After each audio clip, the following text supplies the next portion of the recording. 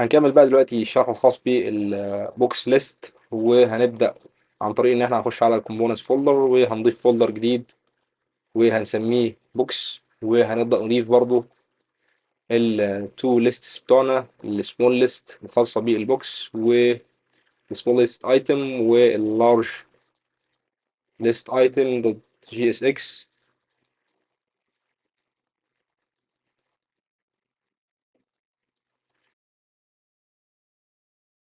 وبعد كده هنبدأ نخش على السمول ليست ونعمل اكسبورت للكود بتاعنا في السمول ليست زي ما عملنا في الفيديو اللي فات كده. هنبدأ نكسبورت السمول بوك ليست ايتم، وهنبدأ نريسيف البوك كبروب.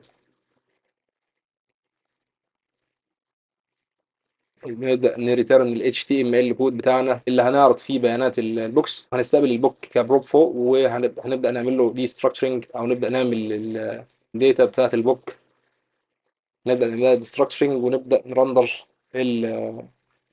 النيم والبرايس بتاع البوك في H2 تاج.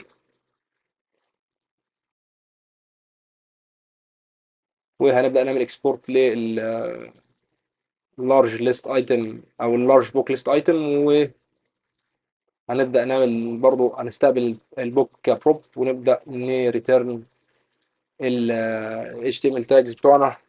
بس قبل ما هنريتيرن ال HTML tags هنبدأ نعمل برضو destructuring للبوك، بحيث ان احنا بقى هنا في اللارج بوك ليست ايتم هنبدأ نعرض بيانات اكتر من السمول ليست ايتم. هنريسيف او هنعمل destructuring للنيم والبرايس والتايتل والبيجز الخاصة بالبوك. وهنبدأ في H2 تاج نعرض اسم البوك، ونبدأ نعرض برضو البرايس في باراجراف تاج والتايتل، وهنعرض برضو التايتل الخاص بالكتاب. وآخر حاجة بقى عندنا اللي هي وهي البيجز. هنبدأ نعرض البيانات الخاصة بالبيجز أو نمبر اوف بيجز، يعني عدد صفحات الكتاب. والاسم كان غلط، بس هنظبط كلمة لارج. وبعد كده اعتقد كده اللارج بوك ليست ايتم جاهز معانا.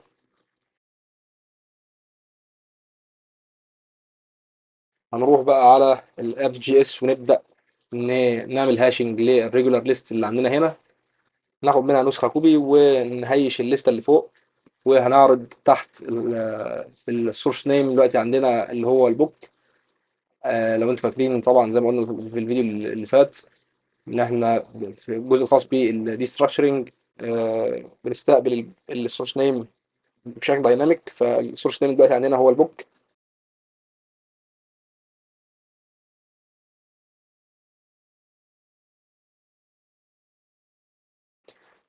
وهنبدأ نهيش الكود اللي فوق دلوقتي الخاص بالليستة بتاعت الأوثرز، ومؤقتا هنهيش برضو اللارج بوك ليست اللي تحت. دلوقتي احنا هنتست الايه السمول ليست زي ما احنا شايفين قدامنا. شايفين الاسم والبرايس بتاع الثري ايتمز اللي عندنا او الثري بوكس يعني. وده الجزء الخاص بالسمول بوك ليست ايتم. وهنبدأ نهيش الجزء ده ونعرض اللارج بوكس ليست ايتم. هنلاقي بقى البيانات الخاصة باللارج بوك ليست ايتمز مترندرة عندنا برضو. الثلاث كتب اللي احنا حاطينهم في البوكس فايل اللي في الداتا. جميل. واعتقد احنا كده خلصنا الريندرنج بتاع كل الليستس اللي عندنا، سواء كان اوثرز او بوكس، سمول ليست او لارج ليست. خلينا مثلا نشوف لو احنا عايزين نعمل لستة تانية، وليكن هنسميها نمبر ليست، وهنخليها هناخد الكود بتاع الريجولار كوبي، وهنعمل تعديل بسيط كده في ال الكومبوننت بتاع النمبر ليست هنا، وهنخليها زي ريتيرن برضو الايتم كومبوننت بتاعنا بشكل دايناميك من الاب جي اس. بس خلينا نضيف اتش 3 تاج ونعرض بما انها نمبر ليست هنعرض ارقام او ترتيب الايتمز بتاعنا من واحد لحد 3.